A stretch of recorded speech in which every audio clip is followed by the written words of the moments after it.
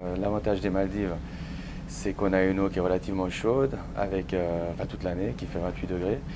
Et on a en fait toute une diversité des animaux et des espèces qui est étonnante.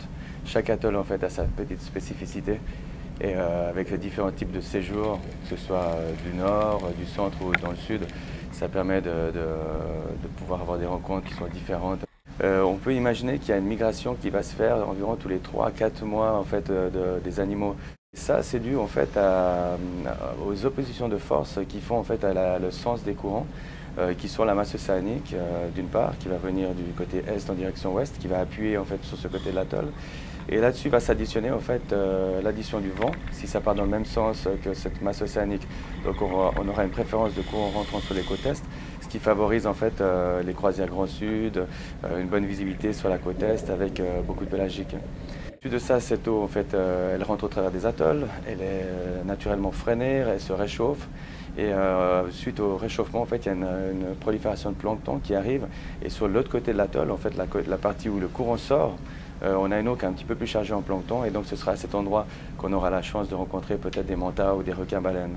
Sur le séjour sud, donc, qui demanderait plus, en fait, une durée de 2 semaines, due en fait à la distance.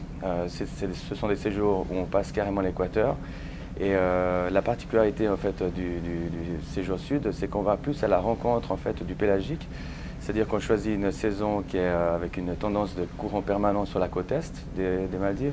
On a une bonne visibilité et tous les requins, les carangues, les eagle rays, parfois des espadons, des marteaux, enfin tous ces grands prédateurs, on peut les rencontrer en fait sur cette côte-là. On va sur une île qui s'appelle Formula, où on a aussi la possibilité de rencontrer des gros prédateurs. Et au sud de ça, on a le dernier atoll qui se trouve à l'extrême sud des Maldives, qui s'appelle Addu, où on a aussi des plongées, Manta Point. On a différents types de plongées, dont une qui commence en fait à avoir une certaine réputation sur Felidou Atoll. Et la particularité de ce site de plongée, c'est qu'il y a en fait un certain nombre de requins nourrices qui se sont installés sur ce site. Et on peut avoir tout à coup une observation d'une 50aine de requins sur cet endroit-là, avec des carangues ignobilis, des pastenagues, des pointes noires. En fait, c'est un endroit qui est avec beaucoup d'activités, qui est très spectaculaire.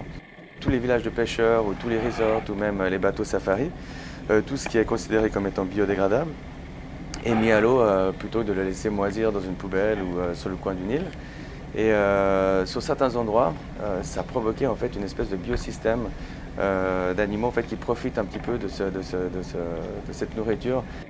Simplement, ce qu'on veut faire, c'est juste créer un lien en fait, entre notre présence sur ce site de plongée et ce qui a été créé au fil de toutes ces années avec ce principe. On a en fait dans différents atolls, dont 2, l'atoll de Ta Atoll, et le second c'est Uvadu Atoll, dans la partie nord de cet atoll. On met en fait un gros spot à l'arrière du bateau, de 2000 watts, c'est possible, quelque chose qui attire vraiment les planctons proches de cette lumière. Et puis le requin-baleine, si avec de la chance on est sur sa route, ou s'il est sur la route en fait, du bateau, il va faire sa petite incursion. C'est un dérivé d'un procédé de pêcheurs qui utilise en fait cette méthode pour attirer en fait, des petits alevins qu'ils utilisent ensuite pour aller à la pêche. La particularité des plongées à passe, ce courant il peut avoir une force qui est plus ou moins forte, ça dépendra en fait de l'influence de la Lune, on va dire comme ça. Et suivant le profil de la passe qu'on a, on utilise des crochets en fait, où on se pose, on s'accroche simplement sur la roche de calcaire, ce qui nous permet de pouvoir mieux profiter en fait, de la faune qui circule devant nous, un petit peu comme au théâtre. Et on a différentes techniques de plongée où on va mettre peut-être un groupe sur un côté d'une passe, l'autre groupe sur l'autre côté.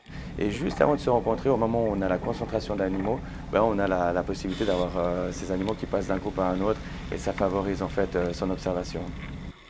La rencontre, en fait, ce sont essentiellement des requins, des barracudas de taille disproportionnée. Donc c'est plutôt une faune pélagique de grosse taille, avec au milieu de ça des bancs de carangues. On a des sites de plongée où on a le sentiment d'avoir le sol qui bouge tellement il y a de poissons.